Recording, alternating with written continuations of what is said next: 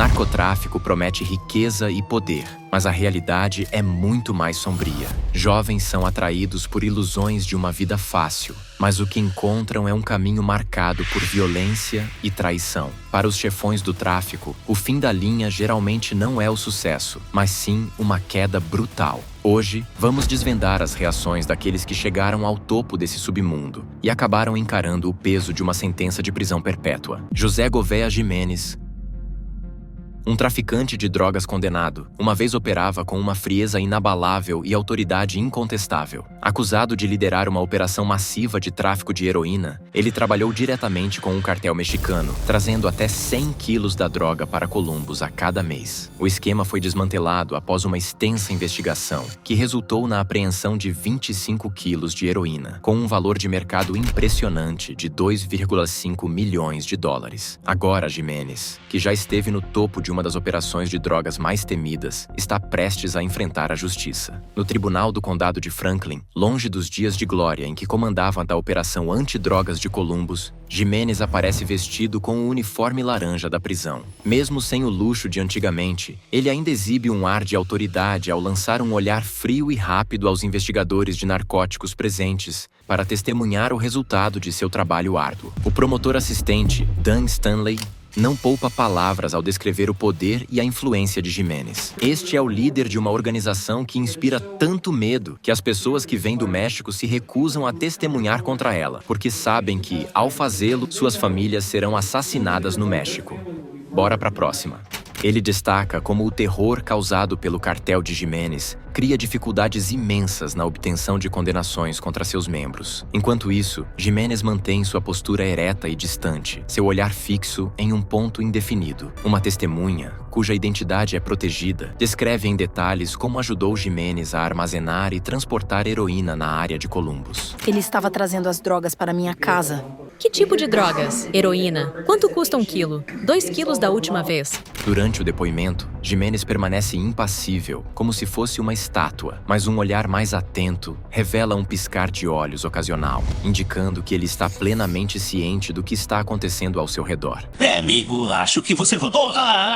Quando chega a hora de Jimenez se dirigir ao tribunal, ele o faz por meio de um intérprete. Isso foi exagerado. Eu peço desculpas. O tradutor tenta suavizar suas palavras ao transmiti-las em inglês, mas a juíza Kimberly Cockcroft não se deixa enganar. Estou surpresa em ouvir você dizer hoje que sua participação foi exagerada. Ela o repreende severamente, relembrando-o das exigências legais que ela já havia explicado antes de sentenciá-lo a 21 anos de prisão. Além da sentença, a juíza Cockcroft ordena que Jimenez seja deportado imediatamente após cumprir sua pena. Mesmo sabendo que passará a maior parte de sua vida atrás das grades e que estará se aproximando dos 70 anos quando for libertado, Jimenez não demonstra nenhuma reação. Com uma expressão de desdém no rosto, ele simplesmente sai do tribunal, sem uma palavra ou um olhar de arrependimento. A ascensão e queda de José Gouveia Jimenez ilustram o poder e a brutalidade do submundo do tráfico de drogas, onde o medo e a violência são ferramentas de controle. Entretanto, a falta de emoção exibida por Dexter Lee Williams, de 53 anos, é tão inquietante quanto impressionante. Williams, conhecido como o Rei do Crime, está prestes a ser sentenciado no Tribunal Superior do Condado de Houston, após ser condenado por 3 acusações de violação da lei de extorsão e organizações corruptas. O homem, que liderava uma operação de tráfico multimilionária entre o México e Atlanta, foi preso em posse de 39 quilos de cocaína, avaliada em 3,5 milhões de dólares. No entanto, é a sua frieza que realmente deixam todos perplexos. Após sua prisão, Williams foi flagrado rindo sozinho no banco de trás do carro da polícia, comentando com desprezo: Filho, eles nunca deveriam ter entrado na casa. Esse desprezo pelas autoridades se manteve até o momento da sentença, quando ele se sentou impassível, sem dar qualquer sinal de arrependimento. O juiz Bo Adams, encarregado de sentenciá-lo, não mediu palavras ao repreender Williams por seus crimes. No seu caso, não é um mero caso de posse. Não é uma mera luta contra um vício que você pessoalmente tem. Você está alimentando o vício dos outros e lucrando com isso. Apesar da dura repreensão, Williams permaneceu estático, em sua expressão uma máscara de indiferença. Mas se Williams não demonstrou emoção, sua advogada de defesa, Wanda Jackson, certamente o fez. Visivelmente irritada com as palavras do juiz, ela suspirou e se inclinou para trás em seu assento, antes de se levantar e intervir de maneira surpreendente. Estou falando com o senhor. Williams, eu ouvi tudo certo. Mas você não está segurando nenhuma outra acusação que ele não testemunhou. Então você está segurando-se o que eu disse.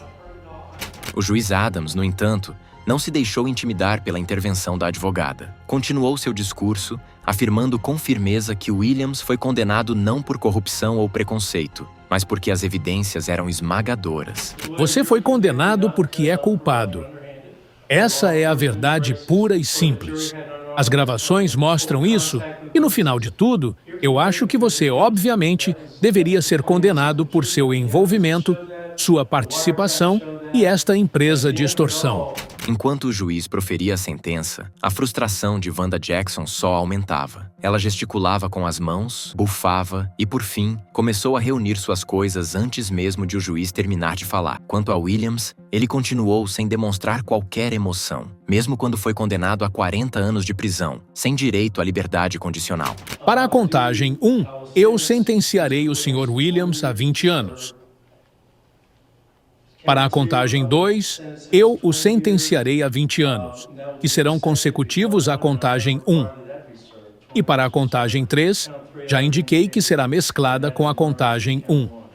Essa foi a sentença do tribunal. Apesar da gravidade da sentença e da perspectiva de passar o resto de sua vida na prisão, Williams manteve sua postura indiferente. A frieza e o desprezo de Williams por todo o processo são um reflexo claro do tipo de pessoa que ele se tornou. Alguém para quem o poder e o dinheiro sempre falaram mais alto do que qualquer conceito de moralidade ou justiça. Mas nem todos os traficantes vivem uma vida de luxo. Wallace,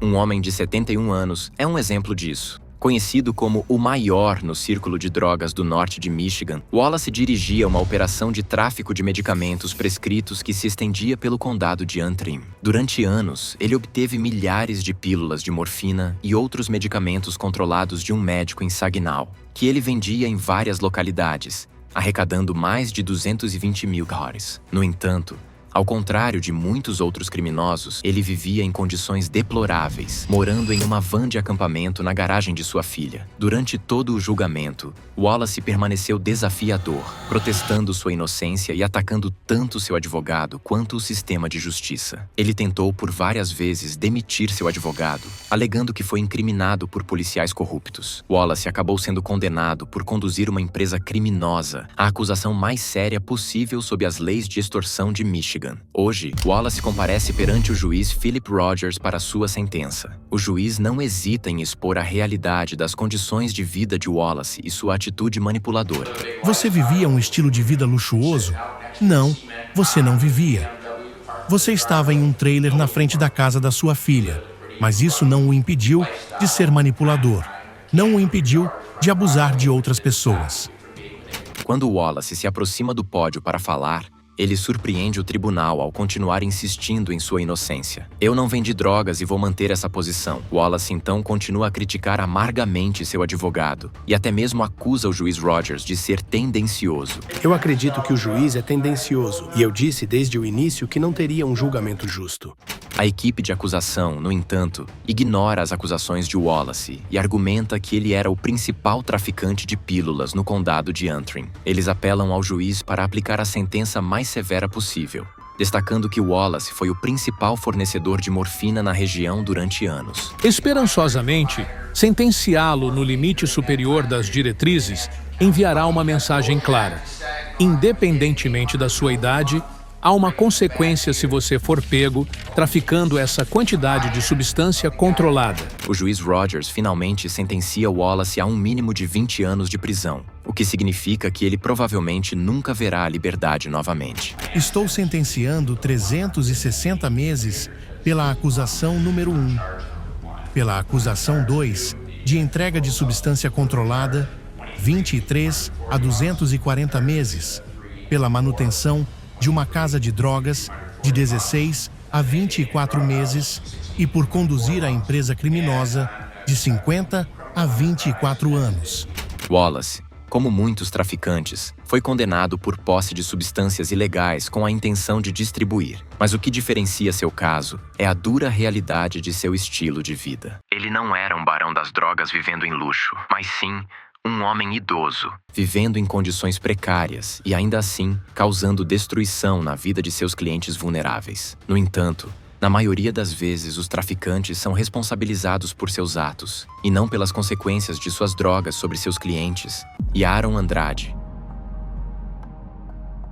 de 25 anos, é um exemplo disso. Andrade compareceu ao tribunal hoje para ser sentenciado após admitir seu envolvimento na trágica morte por overdose de Kristen Coutu, de 29 anos. Kristen havia deixado um centro de tratamento de drogas apenas 2 dias antes de sua morte, depois que seu seguro não cobriu mais de 30 dias de tratamento hospitalar. No dia em que ela morreu, ela comprou drogas de Andrade, sem saber que a heroína que ele lhe forneceu estava misturada com uma dose fatal de fentanil. Este caso foi considerado histórico, com o procurador-geral observando que era a primeira vez que um traficante de drogas estava sendo condenado pelo assassinato de alguém que teve uma overdose. As implicações desse caso eram profundas, estabelecendo um precedente sobre como o Estado processaria traficantes de drogas no futuro. Andrade se declarou culpado de homicídio de 2º grau, em um acordo judicial que resultou na retirada de outras 2 acusações de tráfico de drogas. Na sentença, a juíza Kristen Rogers ouviu as alegações da promotoria sobre a gravidade das evidências contra Andrade. O Estado teria provado que o réu vendeu a Kristen Coutu era quase fentanil puro, uma substância centenas de vezes mais tóxica que a heroína. Quando questionado pela juíza se os fatos do caso eram verdadeiros, Andrade admitiu que sim. Sim, senhora. Em seguida,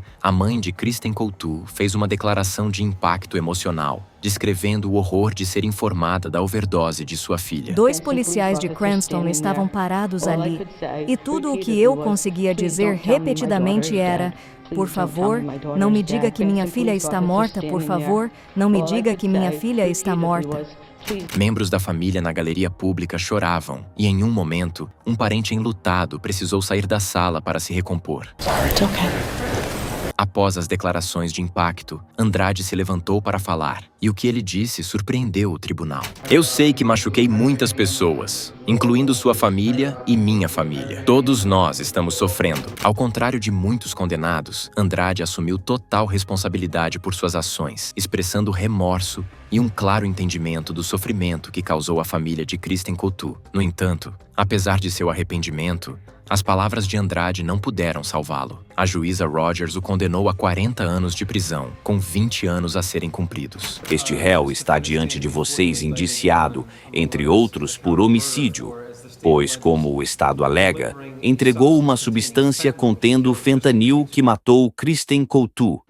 O traficante arrependido não mostrou nenhuma reação visível à sentença, aceitando calmamente seu destino. Alguns poucos escolhem compartilhar responsabilidades, e como veremos no próximo caso, alguns até fazem disso um negócio de família. Este é Rashad Johnson e seu irmão Marcus Johnson, 2 homens de Jacksonville que estão perante o juiz do condado de Duval, Anthony Salem, para serem sentenciados. Os irmãos foram julgados e condenados juntos por tráfico de drogas e posse, após a polícia invadir uma casa de armadilhas no lado leste de Jacksonville. As acusações pelas quais foram condenados tiveram agravantes devido ao fato de ambos serem identificados como líderes da violenta gangue 1200 do Leste. Durante a audiência, foi possível ver o vínculo familiar entre os irmãos quando Marquez acenou em reconhecimento para Rashad antes da sentença. Os membros da família Johnson subiram ao banco das testemunhas para implorar por leniência, destacando que os 2 homens têm 7 filhos entre eles. Um dos familiares, refletindo sobre as falhas parentais, disse: Muitas vezes penso nas coisas que poderia ter feito diferente. Sei que meu filho poderia ter tido um resultado melhor na vida. Ele é um homem de família. E sim, ele é um ótimo pai. Oro e peço que você seja misericordioso. Oro para que haja alguns recursos para ajudá-los a crescer. Os irmãos, então, se revezaram para se dirigir ao juiz. Rashad implorou por leniência, enfatizando sua conexão com a família por sua vez. Eu não sei que tipo de sentença você vai dar hoje, mas eu pediria que você fosse leniente comigo. Tenho uma linda família que inclui 4 filhos. Eu não sou uma pessoa má, não sou um monstro, apenas um ser humano que cometeu erros. Negou qualquer envolvimento em atividades de gangues. Eu não sou um membro de gangue ou qualquer coisa assim. E só quero dizer que sinto muito pela minha família por passar por isso e decepcioná-los. No entanto, os promotores não se convenceram. Eles argumentaram que os irmãos Johnson tiveram muitas oportunidades de mudar suas vidas, mas continuaram envolvidos em atividades relacionadas a gangues. Eles tiveram a oportunidade de melhorar suas vidas depois de cumprir 3 anos na prisão estadual da Flórida. E eles voltaram e continuaram fazendo o mesmo padrão de atividade criminosa que os prendeu tantas vezes antes. Eles se mudaram de sua comunidade, mas em vez de ficarem fora e conseguirem empregos legais, o tribunal não ouviu nada de nenhum deles sobre empregos que sustentassem suas famílias de maneira legítima. Eles fizeram isso vendendo drogas. Com o futuro de 2 homens em jogo, parecia que o juiz Salem tinha uma decisão difícil a tomar. A sentença que ele proferiu surpreendeu o tribunal. Vocês são considerados culpados e condenados a 30 anos de prisão estadual. Anunciou o juiz, concedendo 581 dias de crédito por tempo já cumprido. Soluços altos ecoaram pela galeria pública dos apoiadores dos homens, enquanto a pesada sentença de 30 anos foi imposta a ambos os irmãos. Apesar da reação emocional de seus familiares, os irmãos Johnson pareciam aceitar a punição de 3 décadas com uma calma surpreendente. Rashad até se virou e acenou para sua família, sem demonstrar tristeza, enquanto era levado para fora do tribunal. As sentenças dos irmãos Johnson podem parecer pesadas para alguns, mas não são nada comparadas à punição que Robert Lloyd Schellenberg enfrentou quando foi pego traficando drogas na China. De acordo com promotores estaduais chineses, Schellenberg tentou contrabandear 222 quilos de metanfetamina da cidade de Dalian, na província de Liaoning, para a Austrália. Quando o canadense percebeu que seu tradutor havia informado a polícia chinesa sobre o transporte de drogas, ele fugiu, embarcando em um avião para a Tailândia. Contudo, foi preso durante uma escala na província de Guangdong. Apesar de afirmar que era apenas um turista inocente, armado por um traficante de drogas, Schellenberg foi julgado e inicialmente condenado a 15 anos de prisão. Insatisfeito, ele apelou e um novo julgamento foi concedido. No entanto, o timing de sua apelação não poderia ter sido pior. O novo julgamento ocorreu apenas 1 mês após as autoridades canadenses prenderem Meng Wanzhou, diretora financeira da Huawei, sob acusações de fraude bancária. A prisão de Wanzhou gerou uma grande tensão entre o Canadá e a China, e Schellenberg pareceu se tornar um peão nesse jogo diplomático. Durante seu segundo julgamento, a promotoria chinesa argumentou que Schellenberg desempenhou um papel crucial no tráfico de drogas. O veredicto? Novamente culpado, mas desta vez, a sentença foi muito mais severa. A juíza-presidente Qiu Chunhua não poupou palavras ao condenar Schellenberg à morte. A sentença foi transmitida pela mídia estatal chinesa, num movimento que muitos acreditam ser uma mensagem velada às autoridades canadenses, pressionando-as a libertar Meng Wanzhou. A devastação de Schellenberg ao ouvir sua sentença de morte era evidente. Ele gesticulou, visivelmente perplexo, tentando processar a realidade de sua nova condenação. A especulação internacional foi imediata, sugerindo que o veredito era menos sobre o crime de Schellenberg e mais sobre a crescente tensão diplomática entre a China e o Canadá. Schellenberg apelou da sentença de morte, mas seu pedido foi rejeitado. Enquanto isso, Meng Wanzhou foi posteriormente liberada e autorizada a retornar à China. Em 2023, Robert Lloyd Schellenberg ainda está preso na China, enfrentando a iminente execução. Este caso é um exemplo extremo de como o tráfico de drogas pode, inesperadamente, se entrelaçar com as complexas relações internacionais, onde a vida de um indivíduo se torna uma moeda de troca em um jogo de poder entre nações. Sentenças duras como a de Robert Schellenberg na China não são inéditas em países asiáticos, e ninguém sabe disso melhor do que Félix Dorin.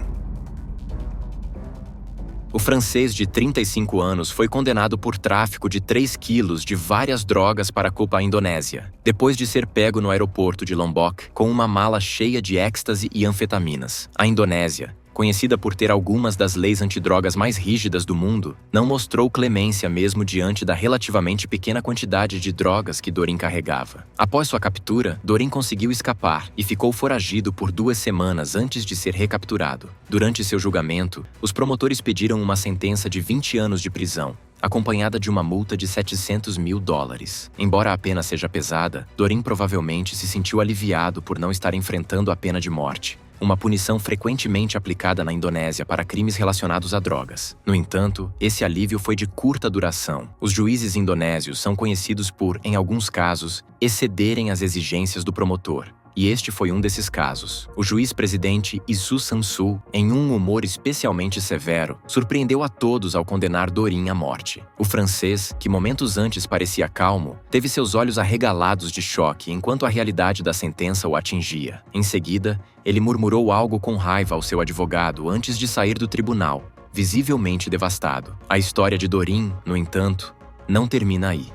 Ele apelou da decisão, e sua sentença de morte foi posteriormente comutada para 19 anos de prisão. Ainda assim, o caso de Dorin serve como um lembrete brutal da dureza das leis antidrogas em países como a Indonésia, onde até mesmo pequenas quantidades de drogas podem levar à pena capital. E a vida de um estrangeiro pode mudar drasticamente em um piscar de olhos. Se esses casos te chocaram, confira este vídeo sobre criminosos que fizeram o tribunal tremer. Não esqueça de se inscrever.